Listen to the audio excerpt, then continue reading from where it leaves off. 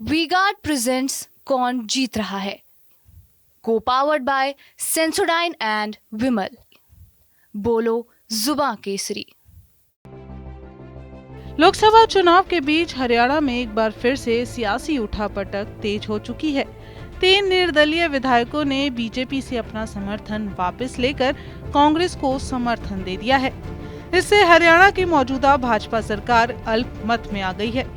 जिन 3 निर्दलीय विधायकों ने समर्थन वापस लेने का ऐलान किया है, उनमें से चरखी दादरी से सोमवीर सांगवान, नीलोखेड़ी से धर्मपाल गोंदर और पंडूरी से रणधीर गोलन शामिल हैं। ऐसे में अब सबसे बड़ा सवाल ये उठता है कि क्या हरियाणा में अब कांग्रेस अपनी सरकार बना सकती है कि कांग्रेस कुछ भी कर ले, बीजेपी को कोई खतरा नहीं। लेकिन वहीं कांग्रेस ने पूरा दमखम लगा दिया है और बीजेपी और नायब सैनी सरकार पर पूरा प्रेशर डाला जा रहा है ताकि सीएम नायब सैनी अपने पद से इस्तीफा दे और हरियाणा में राष्ट्रपति शासन लागू हो जाए और फिर से हो हरियाणा में विधानसभा चुनाव। हरियाणा की मौजूदा स्थिति को समझने के लिए आपको सबसे पहले विधानसभा का नंबर गेम समझाते हैं।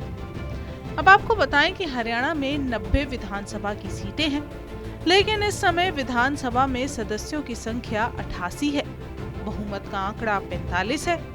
बीजेपी के 40, कांग्रेस के 30, जेजेपी के 10, निर्दलीय के 6 और इंडियन नेशनल लोकदल और हरियाणा लोकहित पार्टी के एक विधायक हैं। करनाल और रानिया सीट खाली है।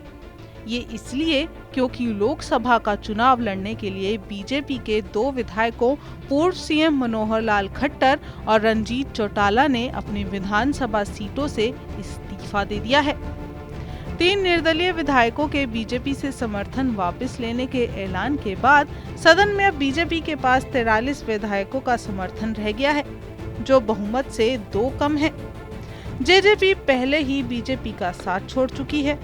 अब वो कांग्रेस का समर्थन देने की बात कर रही है और अगर जेजेपी कांग्रेस को समर्थन देती है तो कांग्रेस का आंकड़ा 30 + 3 33 तो हो ही रहा है और जेजेपी सपोर्ट करती है तो इस संख्या बढ़कर 43 हो जाएगा।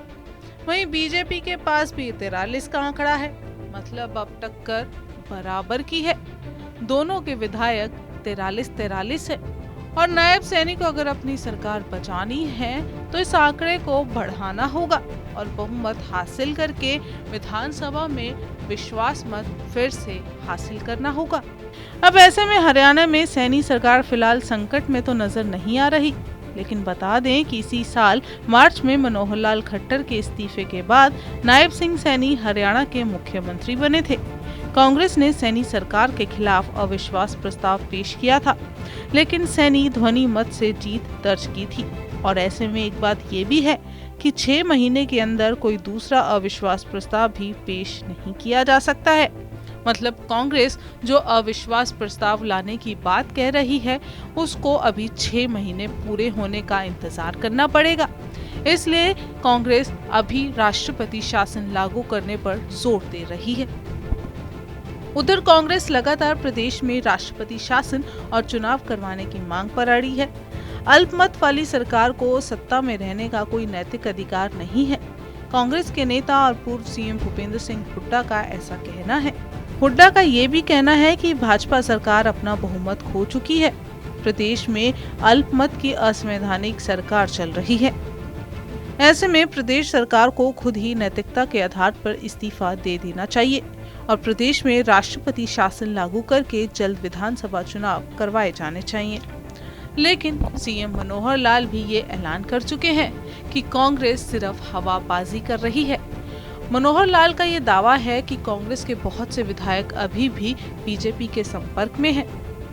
मनोहर लाल तो ताल ठोक कर ये भी कह रहे हैं कि विधानसभा में इनके 33 से 23 विधायक न रह जाएं।